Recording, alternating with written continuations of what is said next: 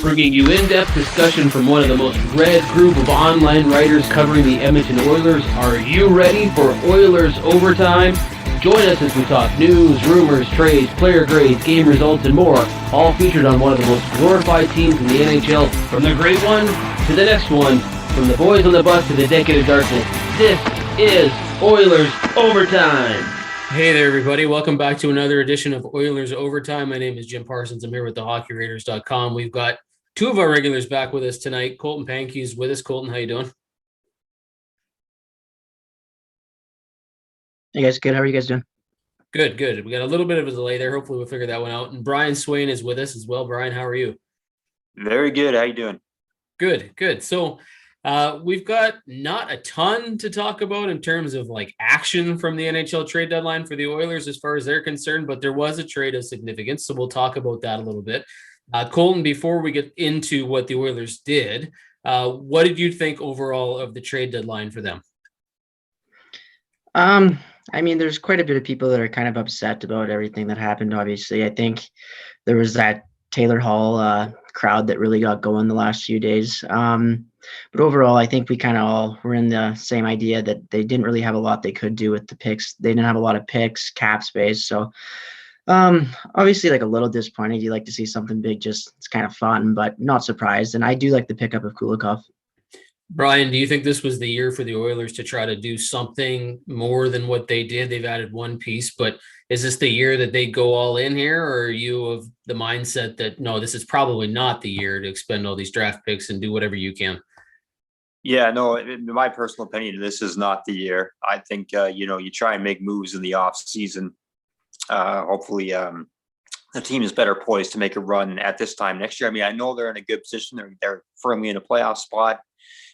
This is the best probably looking team that we've seen, in many number of years, maybe even better than the 2017 team that won a playoff round. But I don't think this is the time to go all in. And there wasn't a move there that I thought they could put this team over the top without the sacrifice outweighing the potential benefits of it. So, yeah, this is the year to do it. I think I like the Kulikov pickup as well. And, we'll see what they can get, how much mileage they can get out of this bunch now. Yeah, this was one of those seasons where you don't know what's going to happen with the draft picks. You're not really sure what the scouting is going to tell you, but the Oilers didn't have a lot to play with. They don't have any cap space. There were a couple other teams out there that used third parties and brokers to get deals done, but Ken Holland said he was not even in that conversation at the Mediaville after the trade deadline had ended. It was not one of those things that he was looking to actively do. And he had said early on going into trade deadline, if I can't make a significant upgrade, I'm probably not going to do anything. So let's get into what he did do. Dimitri Kulikov, my understanding is he's going to be the second line or second pairing left shot defenseman. Colton, do you think this falls under the category of significant upgrade for Holland? Is this one of those players that, he's a better option than maybe Chris Russell, but he's not like a ton better? Or do you think this is a real step up for Edmonton? I don't think it's a real step up. I think it gives them just more options on a back end that already has quite a few. I think you can never have too much depth back there. And I've seen in New Jersey too, he was killing penalties a lot this year. And obviously we've talked about their penalty kills struggled in Edmonton. So it could really help in that regard. Brian, what about you? Or is there something that you noticed, much about Kulikov in terms of what he offers the team and what Edmonton probably plans to do with him? Yeah, to be honest, I wasn't, obviously I knew of him and I've seen him play over the years with Florida, especially in Winnipeg. Saw him play more and more often than not. But I wrote an article about him today, and was just reading some old interviews and watching some videos of him. And he's a really likable guy. I like his attitude. I think he's going to be a really easy player for other fans to root for. So it's like his personality, that off the start. As far as what he brings to the team, I think if you compare him to Chris Russell, I think he's a significant upgrade over Chris Russell. It's going to be fascinating to see where he plays. Now, the consensus seems to be right now, at least among the speculations, that he's going to play the second line or second pairing with Adam Larsson. But, I've heard some people suggesting maybe you split up Barry and Nurse to have somebody maybe distribute the offensive minded defenseman more evenly down the lineup. So I don't know. I mean, And another thing, and I'm sure you'll get into this here a little bit, but Slater Cuckoo is all of a sudden, word is out that he's suddenly looking to come back here, potentially in time for the playoffs even. And I thought he played really well in the first 15 or 20 games or whatever it was before he got hurt. The depth and defense on this team now is something we haven't seen in a very long time. It creates it's a lot of intrigue. I'm fascinated to see what they're going to do about it. Yeah, you kind of stole my next question, because that's where I was going to go with this, and just see if you guys had any thoughts of where that was going to be. For me, I think that might be one of the most interesting parts of this trade, is that on paper, you slot him into that second line spot. But if you do that, then you might have to move some pieces around, because from what I understand of Kulikov and what I've seen and read, he's sort of an Adam Larson type defenseman. He plays a lot of penalty kills. He's good at stopping the cycle. He's not going to give you a ton of offense, but he can really shut things down, and he's reliable and stable. Now, do you want Adam Larson and Kulikov in the same pairing when you've got Darnell Nurse and you've got Tyson Barrie on that top pair? Sometimes they're fantastic and sometimes they leak a little bit. So do you want those two guys? And if you don't want to do that, where do you put Larson? Do you stick him on the first pair, or do you move him all the way down to the third pair? And that really creates an interesting situation for Edmonton, because you don't necessarily want to have Barrie on your top line, or you don't want to have him on your third pair. You don't want to have Bear on your top pair. Like, it's kind of going to be very interesting. I think this season's really going to play out in terms of where can we see Kulikov go. And I think Tippett's going to shuffle that. Colton, do you think I'm reading that right? Like, Tippett's going to have to line juggle a lot here, and there's going to be many situations in these games where I think the pairings will change.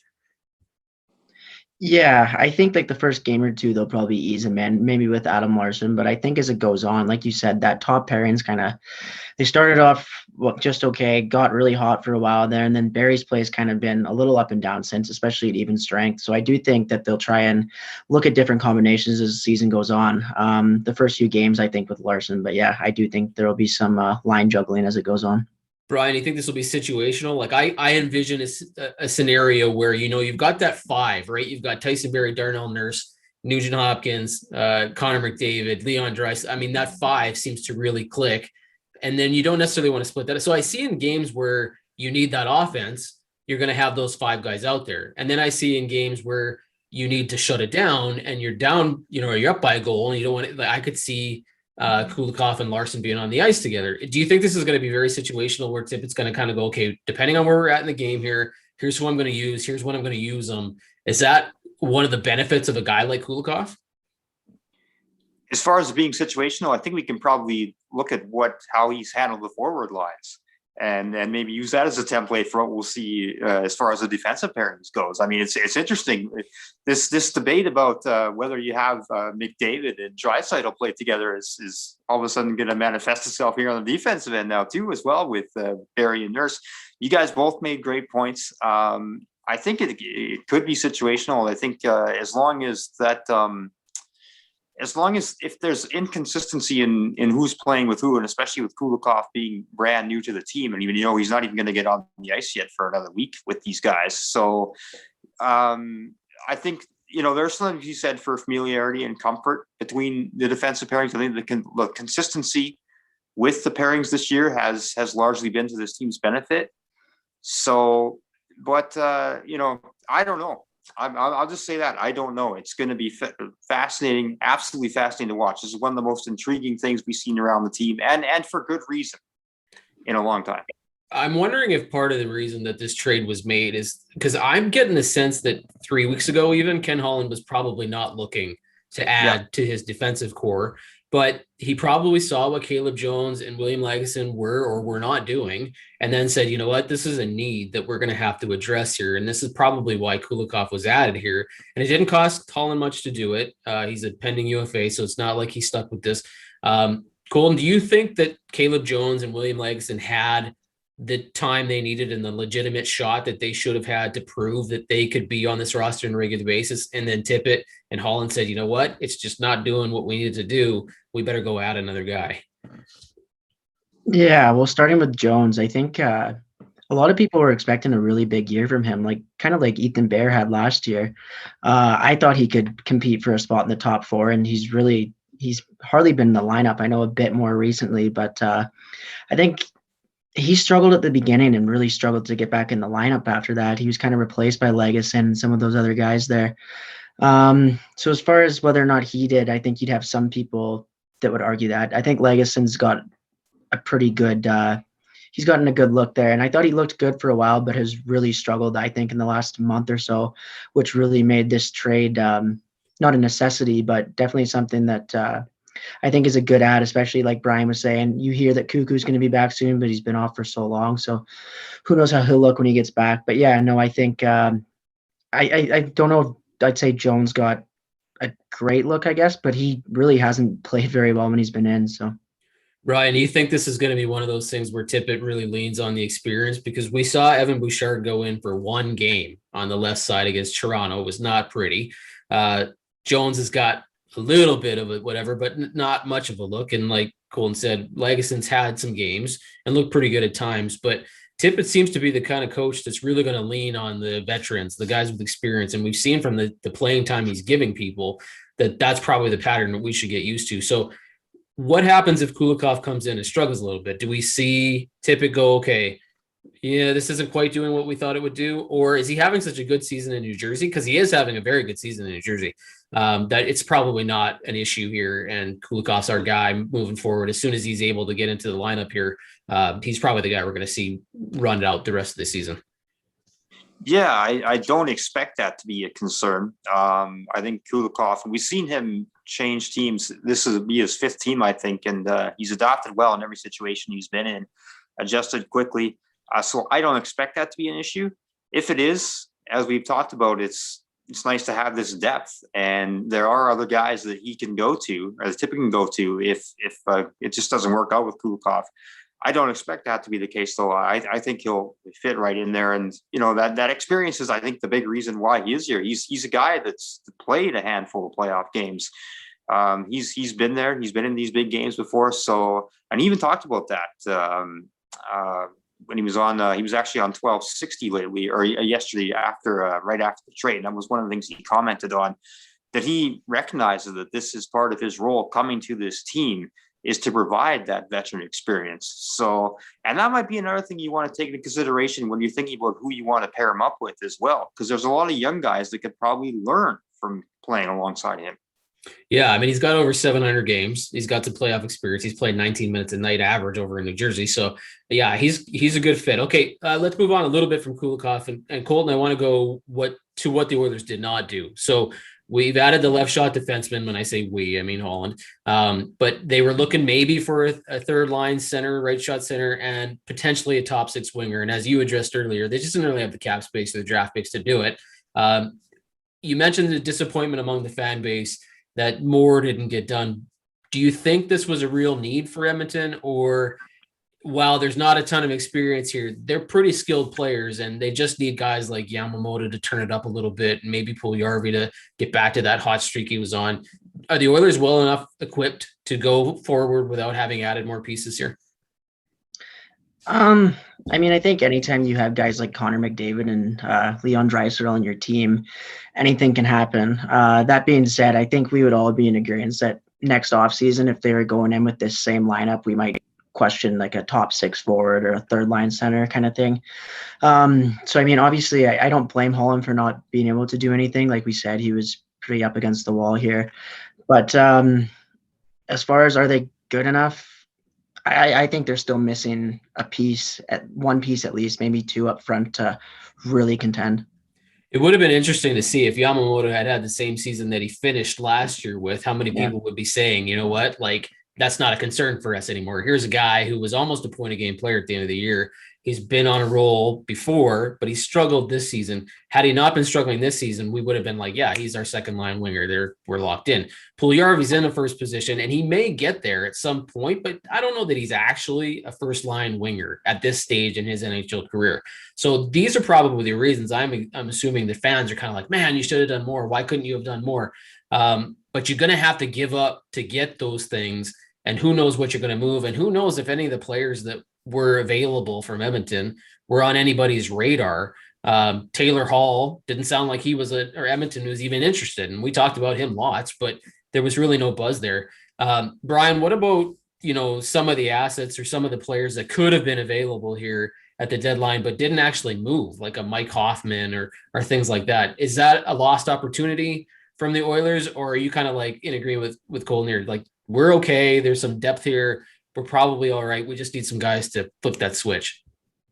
Yeah, I'm generally in agreement with Colton. I mean, could they get better? Do they need to get better? Yes, if you're going to contend for a championship. But as we were saying off the top, this is just not the time to do it. And there are so many issues that would have precluded them from doing that anyway, whether it was being so up against the cap, who's available, who wants to come here, who they were interested in. I just don't think the opportunity was here right now. We'd all like to see them do better. They need to do better to get to where they want to be. And I think, Ken Holland and Dave Tippett realized that this just wasn't the time. Colton, they said, and I've heard, I don't think he's actually said it, but there's a lot of people talking about the fact that Holland's mentality here was that we're not actually a Stanley Cup contending team. We're a good team. And like Brian said, we've got McDavid. I think you said too. I mean, anything can happen when you've got Draisaitl and McDavid. I actually think they're a better team than people think that they might be, and that they could go a long way in the playoffs here. But I also understand why he might look at this team and go, you know what? We're probably not a Stanley Cup contender. But does that really matter? If you have the opportunity to go for it and you want to add pieces and you think that you're in the playoffs, you're going to be in the playoffs. It's not official yet, but you will be. Do you owe it to the team to go for it, or is it better to give them the confidence and say, look, I only felt like we needed to add this one piece on our defense. Everything else I'm comfortable with. What side of that fence do you sit on, Colton? I think I sit more on the standing pat side. A lot, like a big reason for it was last year they went for it at the deadline, or at least they gave up quite a bit for Athanasiou. And it really, and it wasn't anyone's fault. The pandemic came, they weren't able to get traction, but obviously it really affected them. Like, they had no second round picks to deal this year. And it didn't get them anywhere. Obviously they lost in the play-in round to Chicago. So I think in Holland, Holland hasn't said this, like you said, I think they see Toronto as a team that's going to be really tough to get past in that division this year. So I don't really see the point of some people saying give up a first round for Taylor Hall this year with this team. I don't see it. Just I think if they lose to Toronto or whoever they play in the first or second round, it's kind of like, they could have had that for the future. And I think they're still, as much as fans don't want to say it, I think they are still building forward here. They're obviously getting a lot better, and I think next season they'll be even better. But no, I'm fine with them just standing pat this year. And I think, like you said, it does show confidence in the group that they have right now. Well, we'll move on to the whole idea of building forward and what the summer is going to look like. But before we do that, Brian, I want to ask you with the other teams and what they did. So Winnipeg didn't do much. They could have added a defenseman. They should have added a defenseman. They got Jordy Ben. So I don't know how much that really makes a huge difference. But Toronto did a lot. Montreal did some stuff. Calgary, Vancouver, Ottawa, they're sellers. Did the Oilers, I don't want to say miss an opportunity, but their lack of doing things and lack of taking action versus how much action Toronto took and how busy Bergevin has been in Montreal. Where does this leave the Oilers in terms of comparisons, teams, North Division playoffs? Are they way worse off than they were before the trade deadline came and went? Or is it really not that huge of a difference? I know Toronto added a lot, but are they that much better? I really like what Toronto did. I think they loaded up the pieces. I think addressed some needs they might have had. I really like to pick up a Foligno for them. Obviously, the big question for them is going to be what their situation is in goal. And obviously, Campbell has done really well since he's come in here, but the situation with Anderson is still kind of up in the air. So they picked up Rittich. So, I mean, that'll be interesting to see what happens there. I think that'll be the biggest question mark for Toronto. Otherwise, top to bottom, I really like their lineup. I think they're poised. They're doing probably, there were, I think, a lot of Oilers fans hope, maybe think, but probably more so hope the Oilers were this year, that this is the year to go all in. They're going all in this year. I mean, they're cashing in their chips. They're loading up for the big run. They see this as the opportunity this year. And I think, and I know some fans probably aren't going to want to hear this, but I thought Toronto was clearly the best team. Maybe not clearly, but they were the best team in the North before they made these moves. I think they're even more so now because, as you say, the other three playoff teams in the North, Oilers included, didn't make a whole lot of moves. I think after you get that, and anything, I'll say this too, anything can happen in the playoffs. Anything. You get a hot goalie, and the Oilers have a veteran goalie. I mean, anything can happen. As it is right now, I mean, yeah, I think the Oilers have as good a chance as any other team to at least win a round in the North Division, and then we'll see what goes from there. Looks like they're going to get Winnipeg to start things off. I don't know, that's not totally official yet, but I don't know how any other scenario sort of paints itself out here. And they've played the best against Winnipeg for opponents in the North Division. So I suppose that's probably good news for Edmonton. In fact, they're probably not considered favorites among the 14, maybe they're third, maybe even fourth to come out of that division, which is maybe helpful for them, right? They're sort of the underdog, which is amazing when you've got McDavid and Draisaitl that you're the underdog in your entire division's playoffs. But and when you talk about the goaltending in Toronto, I get the sense that there's more going on that Toronto knows about that they're not sharing. Like, I think Anderson is done for the regular season, and even if he isn't technically, they're not bringing him back. Like, they absolutely were planning on holding him out until the playoffs, and he's going to be good to go for the playoffs, which means Campbell, Rittich, and Anderson will be at their disposal. They got a ton of room to play with here. Colton, what about you? Do you think, we know Toronto's loaded. We know that they did a lot, and they're probably going to be the team to beat. Montreal hasn't been as good as everybody thought they were going to be, but I think they're a really good team. What do you think about, I won't get you to get specific into what Montreal did with their moves, but did they load up enough? Are they now a much better team? Is this a bigger worry for Edmonton? I mean, against Edmonton, if they got matched up in the first round, I would be worried about that. I don't know, something about playing them. They're just a really solid team top to bottom. The one thing with Montreal, though, and why I don't think they're contenders, is just they really lack like a star forward. It seems like all the other teams in this division, really, even the ones outside of the playoffs, outside of maybe the Senators, all have at least one guy that you can really count on as a game breaker. And I think that's kind of been what Montreal's missing, and obviously what they failed to add. It's not easier said than done at the trade deadline. But that being said, I think they'd be a tough out for Edmonton. They play really well as a team, and yeah, they're really good top to bottom.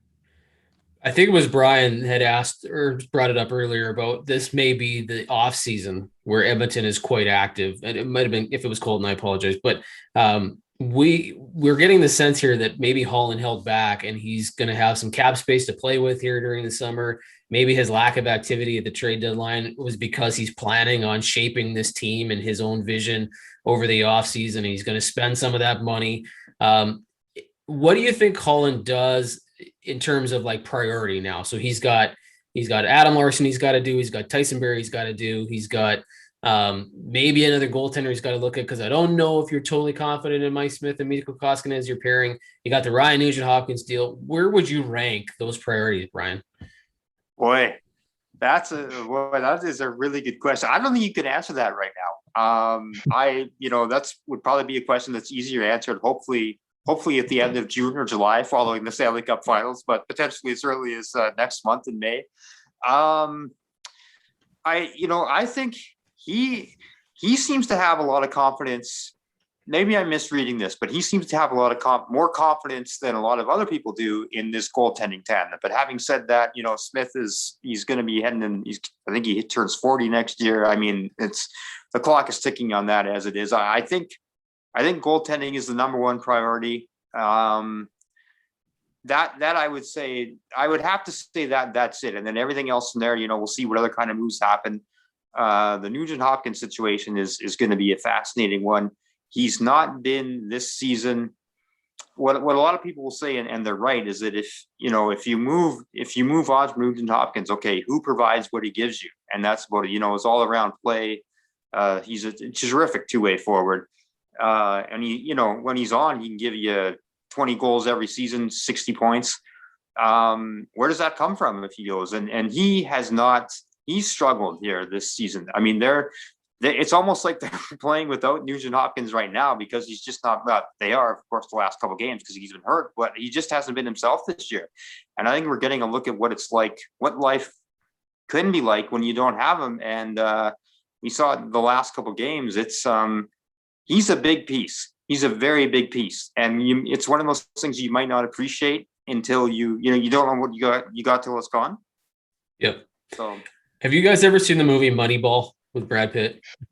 Yeah. Do you remember the scene where they're sitting around the table and he's trying to explain to the rest of his management staff about how they're going to replace the free agents that they lost? And they're talking about Giambi leaving the team. And he says, look, we're not going to get Giambi. So we're going to get the same amount of production from Giambi in 2 or 3 players. And he's throwing names on the sticky board, right? I wonder if that may be a situation that we see play out with Nugent-Hopkins here, right? Like, he offers a lot of tools. He's a penalty killer. He can be a center. He can be a winger. He's not giving you the offense that you're hoping, but he's maybe replaceable with 2 people. And if he's going to be expensive, $6 million or more, can you get the same production out of 2 people at $3 million apiece, or $4 million and $2 million, or 4? Like, can you get the same, fill 2 different positions and get all those tools in the toolbox that Ryan Nugent-Hopkins gives you? But then there's the whole, like, okay, well, we love Ryan Nugent-Hopkins, right? We like the person that he is. We love what he brings our team. Colton, what do you think? Is this going to be one of those situations where at some point the Oilers are going to have to go, you know what, man, like, this is our line. We can't go above it. If you can't meet us at this spot, we're going to have to look for 2 people to fill your role, because I don't know that you're going to find another Nugent-Hopkins out there on the market, but can you find 2 people to give you what he does? It's tough to say to give you what he does, but I mean, we've been talking like that they're kind of missing, I don't want to say depth, but kind of guys in their middle 6, whether it's that 3rd line center, another top 6 forward. Could you maybe find that in free agency? Maybe. I haven't really looked. I don't know a ton of the upcoming free agents this year to be able to say that one way or another, but I don't know. Like Brian said, he hasn't been himself this year. So I'm really curious to see if that will kind of make his value or his market take a hit this year. Maybe they can get him at a bit of a discount.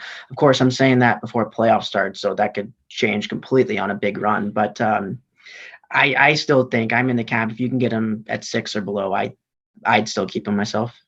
Yeah, I'm really curious to see if this becomes the offseason where you look at the market last year, we've been talking about Montreal. They spent a crazy amount of money and added a ton of contracts, and they were able to do it because they're the combination of the cap space freeing up and the economy just going right down in the tank, right? And so you get all these players for absolutely dirt cheap. Like, who would have thought Toffoli would sign for just over $4 million? Like, that's what ended up happening here. So I'm wondering if Holland looks at that and says, you know, this is a situation where I'm going to have a lot of money to spend. I got contracts coming off the books. I don't need to give Ryan Nugent-Hopkins $6 or $6.5 million. I can probably find myself a deal somewhere else. I just don't know. I mean, Brian, I'll ask you one more question. How big do you think this offseason is, and how much of that weighed in on what Holland did or didn't do with the trade deadline here? Oh, I think it completely dictated what he did, what he didn't do in this trade deadline. I mean, I think he knows that this offseason coming up, and he probably has a pretty good sense too, to some degree, what's going to be available, what kind of moves he can make, and what kind of dollar amount it's going to take to make that happen. So I think that what basically standing pat here at this deadline was all about what he's going to be able to do this offseason. This is, you know, I've been preaching patience here with this team since he's taken over. He's had some messes to clean up from previous administrations, if you will. You know, I think he's largely done that, and he's putting himself in a position this summer to be able now to start to shape the team and make the moves that need to be made. So this is what it's going to be. This offseason is what he's going to be judged on. And I think the moves that were not made now are putting him in the best position to be able to do that this summer. I was going to ask you, Colton, if you think this offseason is going to be the one where Holland puts his footprints all over this team, but Brian sort of answered that question. So I'll ask you something a little bit different. How much do you think, and you mentioned it and you alluded to with the playoffs and what's going to happen here, that the performances of Tyson Barrie, Adam Larsson, Darnell Nurse, not Darnell Nurse because he's got a bridge deal that's coming up and we know he's going to be a star, but Ryan Nugent-Hopkins, those players that are on the maybe list, how big is this playoff run for them, and how much of a factor will it weigh in this offseason? Does it say everything about what he's going to do? I think it's huge, even if he doesn't think it is himself. I think just in the back of your mind, it always plays a role, right? If Nugent-Hopkins is their leading scorer and they go on a run in the playoffs, of course, that's going to make an impression and he's going to want to bring him back more. And like Brian said, too, I think a big part of it is goaltending. If Mike Smith implodes in the playoffs and Koskinen comes in and does the same thing, obviously, then that's going to be, I think, the key point for next season. So it really does depend how guys play. Right now, I still think that Nugent-Hopkins is number one on that priority board out of like Barry, Lagesson. But like you said, a strong playoff performance or a bad one way or the other could change that completely.